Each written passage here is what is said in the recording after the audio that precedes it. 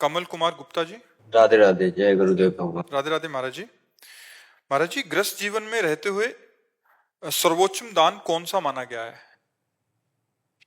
दान दान पूछ रहे हो? अपने श्वासों को भगवान के नाम में अर्पित कर देना, इससे बढ़कर कोई दान नहीं।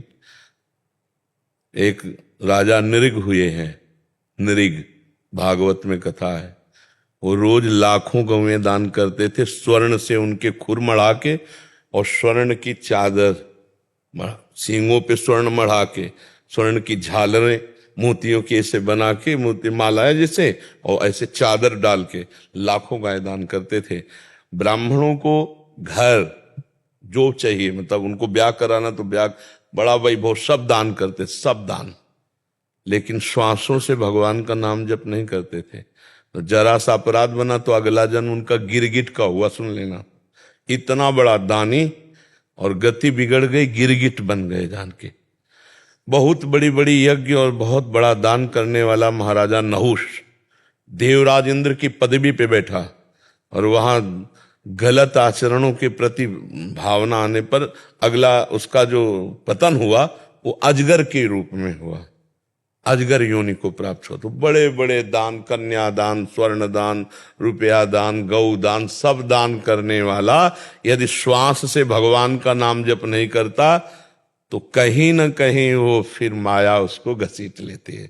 और कुछ नहीं हो रहा है, नाम जप कर रहे हैं, हमारे पास 4 रोटी और देखा कोई भूखा है तो हम उसको दे देते हैं, आज नहीं खाएंगे। ये बहुत बड़ा दान हो गया। हमको बेईमानी करके रुपया कमा के दान करने की जरूरत नहीं। ईमान से चल रहे हैं, हमारे पास आज 4 रोटी है और कोई भूखा हम देख लिया, उसको अपनी भोजन की दे दे, ये बहुत बड़ा दान हो गया। हर श्वास से नाम जप करते हैं, किसी जीव को अपनी तरफ से हम कष्ट नहीं देते। अभय दान, ये अभय दान है, हमारी तरफ से किसी को कष्ट नहीं।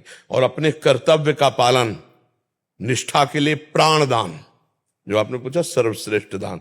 जैसे आप राष्ट्र सेवा में हो, समाज सेवा में हो, उसके लिए हम प्राण दान करते हैं।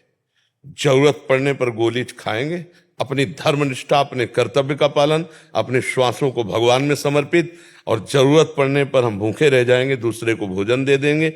ये सर्वश्रेष्ठ दान के अंतर्गत आता है। धर्म पूर्वक अगर 10 रुपया तुम्हारे पास ज्यादा है और 10 रुपया किसी की सेवा में लगा दिया, वो बहुत बड़ा दान हो गया।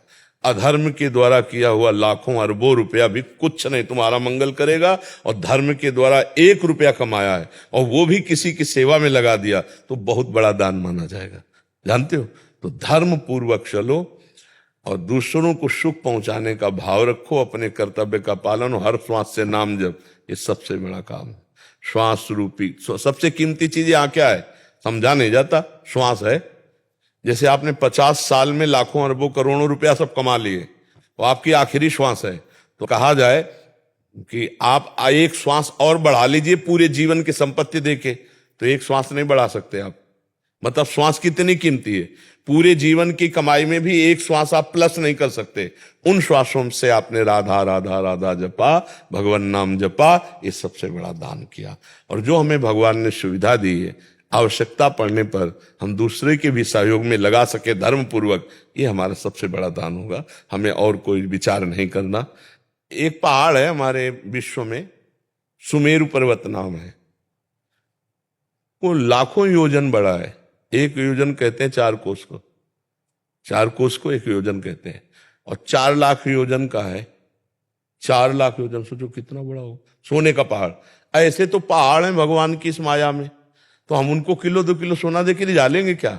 नहीं, हम दैन्य होकर नाम जप करते हुए उनको पुकारेंगे तो हमारा कल्याण होगा। सबसे बड़ा दान श्वासों का दान।